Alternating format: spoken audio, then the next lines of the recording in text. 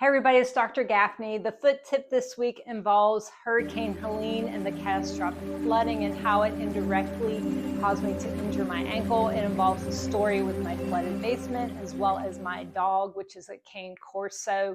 And I'm going to talk about how the morning after the injury, how I could not walk around. I was hopping around, didn't think I could go to work, to later that afternoon being able to walk half normally and miss my pain being resolved. So I'm going to share with you what I did. And I'm going to share also a versatile product that I use almost every day in practice and how it would be a good addition to any first aid kit. So stick with me.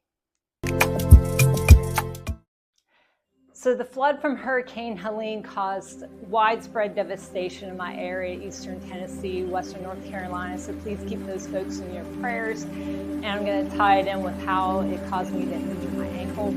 But first I'm going to share with you what happened on the backside of my property and how we were extremely lucky and did not lose our house. So we live on the Lidocaine River, and I'm going to show you the river. So the story starts with Hurricane Helene dropping 40 trillion gallons of water on our area. And you can see in the back of our house here, we have this property. It's a building, a storage building, and the water got 40 feet up this embankment. It took out our stairs. And the part that's crucial to the story is that it flooded our basement as well. And you can see what the floodwaters did here, how high they got up. This is 20 feet up right here. And you can see the debris up in the trees, how high that is.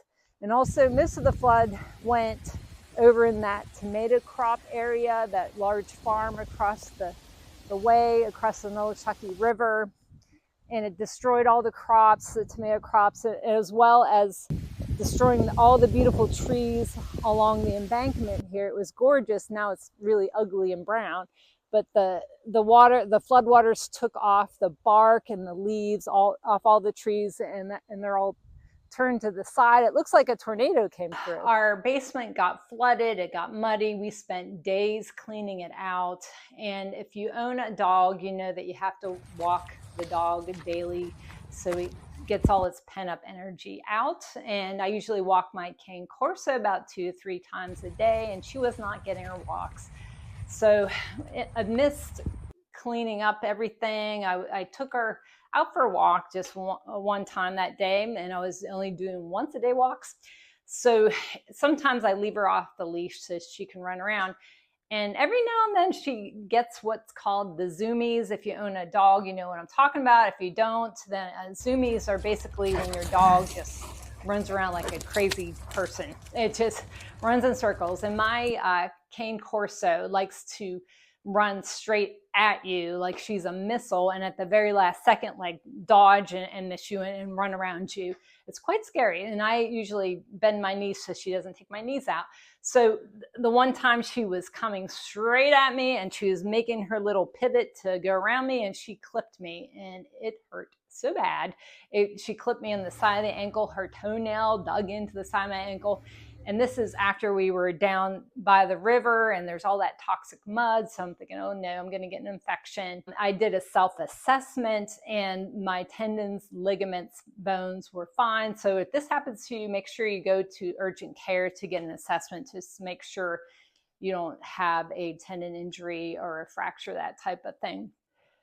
So anyway, I was really lucky. Where she injured me was in between the peroneal tendons and the Achilles tendon. And it also was overlying an area where a nerve goes. And luckily I didn't get a nerve injury either, but it hurt so badly and I could barely walk the next day. So what you normally do after an acute injury is you have to do what's called the Price methods. So that's protect, rest, ice, compression, elevation. Because I had a wound, I flushed it out with my shower nozzle, and boy, did that hurt. And then I cleaned it up with what's called chlorhexidine and then dressed it. But the morning after, I could barely walk. I was hopping around on it.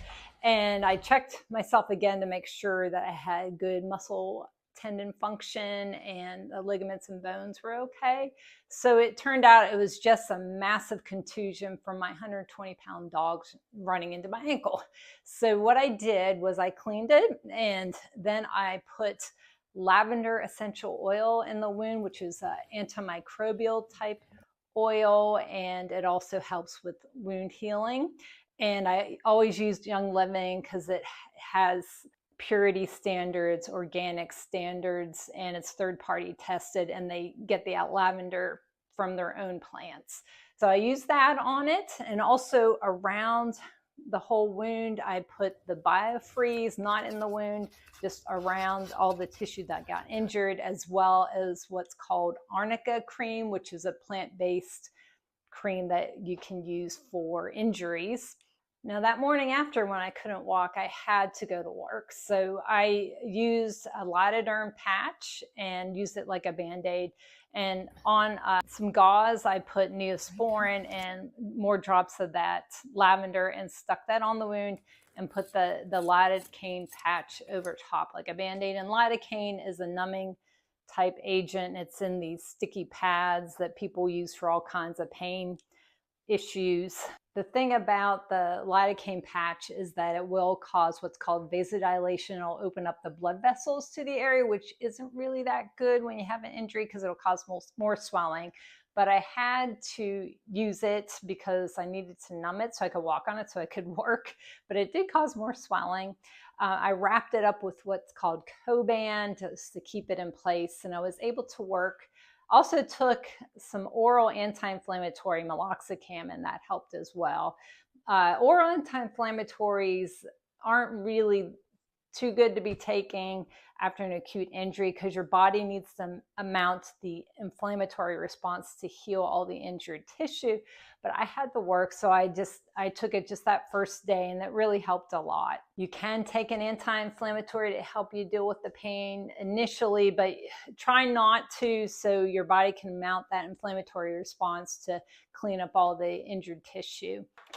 So this is that versatile product I was talking about that'd be great for any first aid kit. I use it almost every day in practice, and it's self-adherent wrap. It's called Coban. And why I like it is because it sticks to itself, not to the skin, so you're not going to pull off any skin. And it is very moldable. It wraps around unusual shapes like the foot or the hand, and I use it a lot around toes. With Coban, you do not want to pull it too tight like I'm doing here where you lose the wrinkles. You need to apply it with seeing a lot of wrinkles like you can see here. Best way to put it on is cutting it off the roll so you don't create a tourniquet effect.